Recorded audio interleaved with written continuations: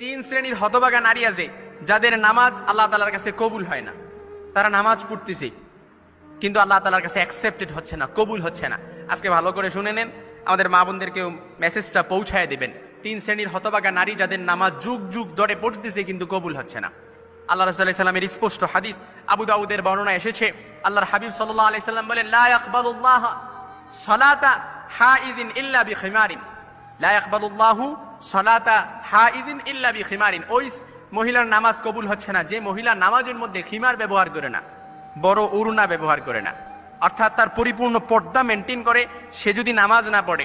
এরকম যুগ যুগ ধরে অনেক মা বোন ভুল করে আসতেছে, শাড়ি পরে নামাজ পড়ে কিন্তু নামাজে যায়, সিজদায় যায়, রুকু যায়, কোমর দেখা যায়, তারপর হাতের গোছাগুলো দেখা যায়। অনেকে ভাবে যে ঘরের মধ্যে নামাজ পড়তেছে, কেউ তো দেখতেছে না। না, আপনি তো আল্লাহর সামনে দাঁড়াচ্ছেন, আপনার পর্দা তো পরিপূর্ণ মেনটেন করতে হবে। নামাজ যেমনি ভাবে ফরজ, আপনার উপর তো পর্দা করাও ফরজ। এজন্য পুরোপুরি সতর আবৃত করে নামাজ পড়া, এটা হচ্ছে নামাজ কবুল হওয়ার পূর্ব শর্ত, যে তার সতর আবৃত করতে হবে, তার সতর ঢাকতে হবে। এজন্য মহিলারাম, আমার মা বোনেরা নামাজ পড়বে। আবু দাউদের বর্ণনা, লা ইয়াকবালুল্লাহু সালাতা হাইজিন ইল্লা বিখিমারিন।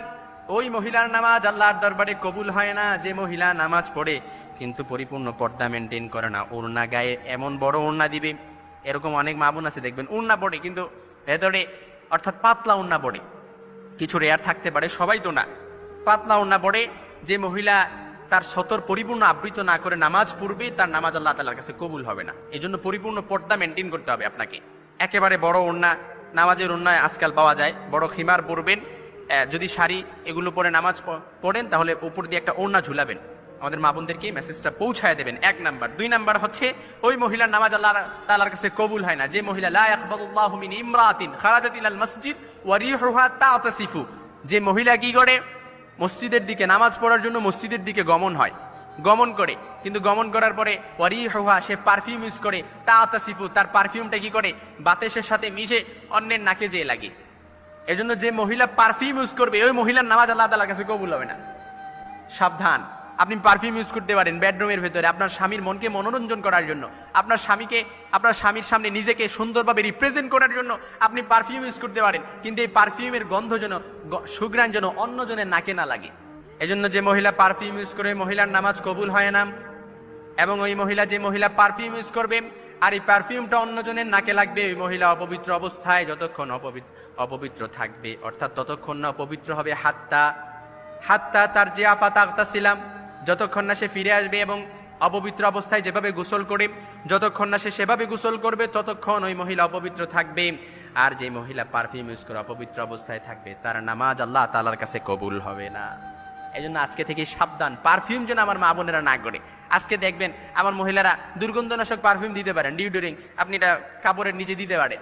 3 নাম্বার হচ্ছে এই মহিলার নামাজ আল্লাহর দরবারে কবুল হয় না যে মহিলা কি করে, যে মহিলা স্বামীর সাথে রাত্রি যাপন করে কিন্তু স্বামী তার প্রতি সন্তুষ্ট থাকে না।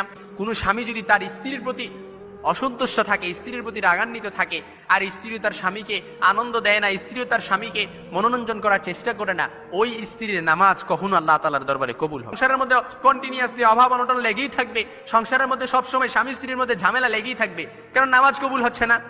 এই জন্য এই মহিলা 3টি কাজ কখনো করবে না। এই 3 শ্রেণীর হতভাগা নারীদের নামাজ কবুল হয় না।